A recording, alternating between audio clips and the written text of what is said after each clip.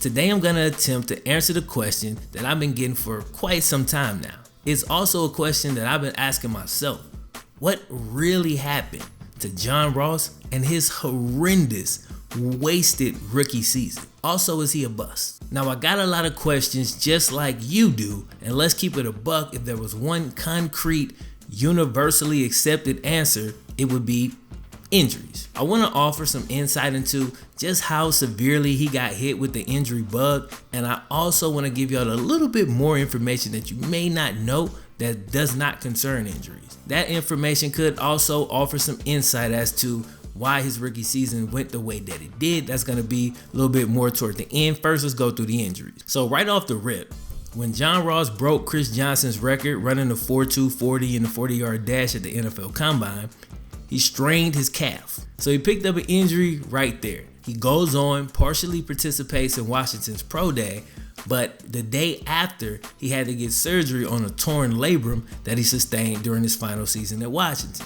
So he came in hurt, you know what I'm saying? He was damaged goods when we got him. Now, the torn labrum actually kept him out of the first 2 preseason games, okay? He played week 3 of the preseason, but then preseason week 4, he got hurt again. This time it was a knee injury. So that's how his NFL career started. Now, his regular season debut came in week 2 versus Houston.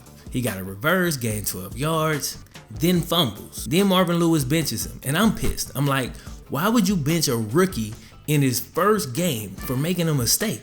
You're going to destroy his confidence. He's going to make mistakes. We got to roll with it. Not to mention, Marvin Lewis isn't exactly a disciplinarian, so there was a lot of questions surrounding that benching. But apparently, his knee injury from the preseason was still bothering him because he ended up missing the next couple weeks, and he was only ever active for 2 out of the next 10 games. During one of those games, he runs a deep route and then kind of gives up on a play on 3rd down, and we had to punt. Marvin Lewis comes out, says he quit on the team, and that becomes a whole thing. Now, again, this stuff is just, as a Bengals fan, this stuff catches me off guard because I'm like, okay, now, it's Vontaze Burfict, man. Come on. Pac-Man Jones, man.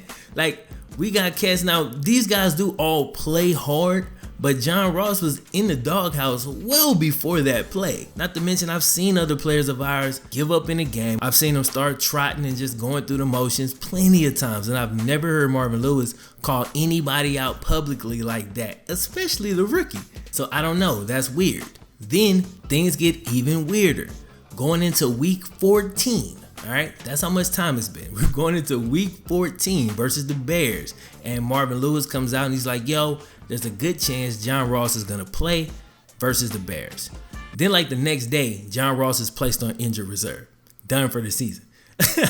Like, we don't know what's going on. You just told me he was going to play. Anyway, apparently he had injured his other shoulder, but after being hurt so much, he really wanted to play, so he lied about it for as long as he could. Team finds out, bam, injured reserve, you're done. One of the weirdest seasons ever.